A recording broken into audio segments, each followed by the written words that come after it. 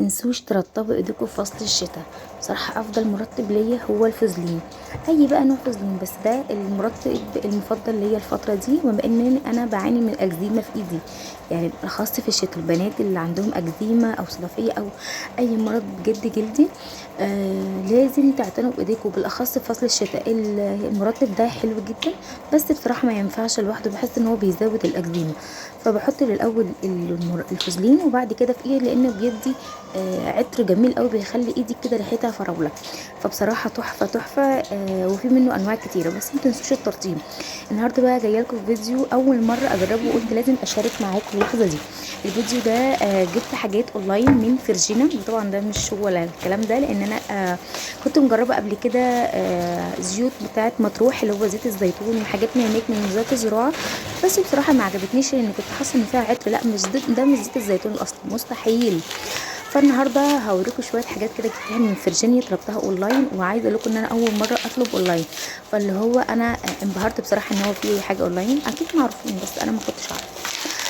والشحن المجمل لو الاوردر اكتر من 8 كيلو ب 80 جنيه، فحاجه عبيطه قوي. المهم، فانا قلت اجرب من عندهم شويه حاجات بسيطه، من اني اول اوردر. فانا كنت مجربه فيرجينيا قبل كده، قبل ما تتطور. كنت مجرباها زمان. المهم انا بحب افرقع الحاجات دي. فده اول حاجه جبتها، اللي هي الطحينه، ودي طحينه سمسم بس، يعني معلاش اي اضافات. فقلت اجربها. دي كانت حوالي في 170 جنيه، انا مش فاكره الاسعار بالظبط، لان كان اوردر كبير مع زمايل صحاب جوزي. ف... فاللي هو احنا قسمنا المصاريف الشحن، يعني كل واحد كان 25 جنيه، حاجه عبيطه قوي. المهم، فقلت ادوق كده معاكم، بما ان هي اصلا طحينه سمسم معلاش اي اضافات. فالناس اللي بتحب الحاجات تبقى يعني معلش اي مواد حافظه، الحاجه تبقى من اصلها، بجد لا جربوها، لا عجبتني جدا. وسعرها بالنسبه للاسعار اللي هي زي الحاجات التانية، لا هي مش غاليه. فبصراحه عجبتني، ده كان اول منتج اجربه. ده جميل جدا، وان شاء الله ان شاء الله انا ناويه اجيبه تاني. ومكتوب عليها زي ما انتم شايفين كده، سمسم طبيعي 100% من غير اي اضافات. فده حاجه حلوه، ان انا بصراحه ما بحبش الدقيق والحاجات دي تبقى مضافه على الحاجه. لا، ده زعتر ساده، كانت ب35 جنيه، يعني حاجه عبيطه قوي. فطبعا انت ممكن تضيفي على سمسم، تضيفيها على الجبنه القريش، تضيفيها على البيض. لا، ريحتها كانت تحفه. لا، وشايفين الكميه 35 جنيه، لا وحاجه نظيفه بصراحه، يعني حاجه نظيفه، ولا ريحتها كانت فظيعه بصراحه. وعلى الاكل انا جربتها على الجبنه القريش، لا تحفه تحفه. انا كنت عماله شمشم فيها. انا اي حاجه لازم اشمها يا جدعان، حد زيي؟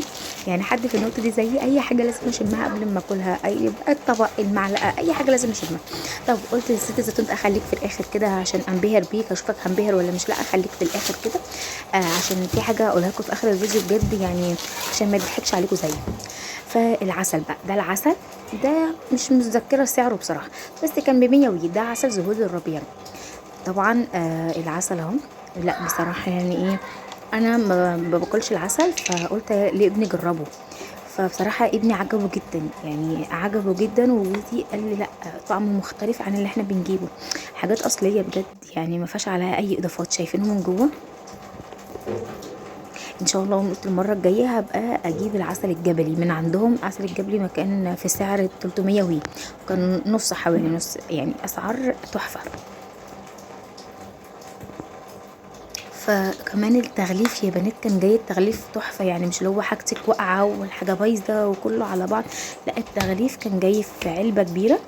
وطبعا عشان قلت لكم كان اوردر كبير، يعني مع زمايل جوزي، فالاوردر كان كبير. ده بقى عندهم شويه زيوت للشعر رهيبه. فقلت ايه، اجرب حاجه واحده، ولو جاب النتيجه هبقى اجيب الزيوت التانية ان شاء الله. ده كان زيت اسمه السبع زيوت. وعجبني شكل الازازه بصراحه، يعني عجبني شكل الازازه، كمان الازازه الغامقه. انا بحب اي حاجه فيها زيت تبقى الازازه غامقه، عشان تحافظ على الزيت ذات نفسه. مكتوب عليها تركيبه السبع زيوت. فبيقولوا ان هي مفيده جدا للشعر، وبتحفز الشعر وبتطوله، هنشوف التساقط. فقلت اجيبه. ده كان ب180 جنيه. واحسن حاجه عجبتني فيه ان الريحه مميزه، ريحته حلوه، مش الريحه دي انت تنفري منها، لا ريحته جميله جدا، وريحه زيوت مخلطه على بعضها. فعجبتني كمان القطاره، وان هو الزيت مش مسرب على الازازه او الكلام ده، لا التغليف كان جميل. وفي طبعا زيوت تانية كتيره، فقلت اجرب ده الاول. طيب نيجي بقى للاخر حاجه اللي انا سايباها، زيت الزيتون. وده انا بجيبه باسعار وهميه هنا بجد، وفي الاخر يعني ما بيطلعش تمام. فهقول لكم بقى، هقارن ما بينه وما بين زيت تاني اللي انا بستخدمه. ده زيت زيتون مكتوب بكر ممتاز. لما تجيبوا زيت الزيتون هاتوه معصور على البارد، ده افضل نوع. بس طبعا في وقتنا حالي في انواع زيتون كتيره وكل واحد بسعر، فاحسن حاجه تجيبوها ان انتوا بتسترخصوش في زيت الزيتون بالذات. يعني خلينا متفقين ان الزيتونه الصغننه بتطلع ندعم، فلما تروح تشتروا زيت زيتون بالرخيص ده مش زيت زيتون، ده متضاف عليه، ده مش زيت زيتون اصلي مستحيل، عشان محدش يضحك عليكم. فانا دلوقتي انا عندي زيت زيتون كنت جايباه نص ب 260، وده نص ب 300 جنيه. بص انا اي حاجه بتيجي على ايدي بدعكها في ايدي على طول، لان ايدي محتاجه ترطيب عالي. بما ان زيت الزيتون مفيد، اي حاجه بحطها على ايدي عادي مفيش اي مشكله، او ترطيب زياده. انا عماله اشم مفيش عطر، مفيش عطر، فاللي هو ايه، انا استغربت يعني بجد. لا وغامق، مش اللي هو فاتح. ولما تجيبوا زيت الزيتون ما تجيبوش في ازايز فاتحه، يعني اوعي تفكري ان انت تجيبيه في ازازه الفاتحه. الازازه الفاتحه دي معنى ان زيت الزيتون مش اصلي وممكن ياكسد منك، خلينا متفقين. فعشان كده لما فكرت اجيب زيت الزيتون جبته في البتاع المعدن. هما كان عندهم شفت ده ازازه الفرق؟ غامقه بس انا ما ايه يعني قلت انا افضل عندي هنا المعدن. اللي هو فانا ده كان عندي اللي هو زيت سيوي، فقلت هشمه كده. في عطر يعني صح؟ لا، في فرق، في فرق. حتى صح ندهت صح الجوز قلت له شم. فعلا، لا فعلا.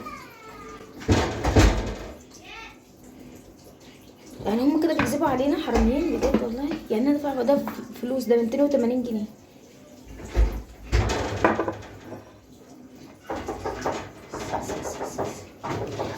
يلا اخرج بقى خدها معايا.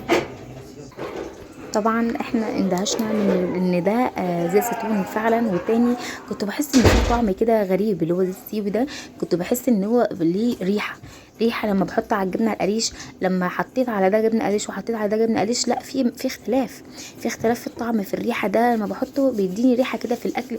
كنت مش مأزم منها بس قلت حرام يعني اكيد مش هرميه. ف...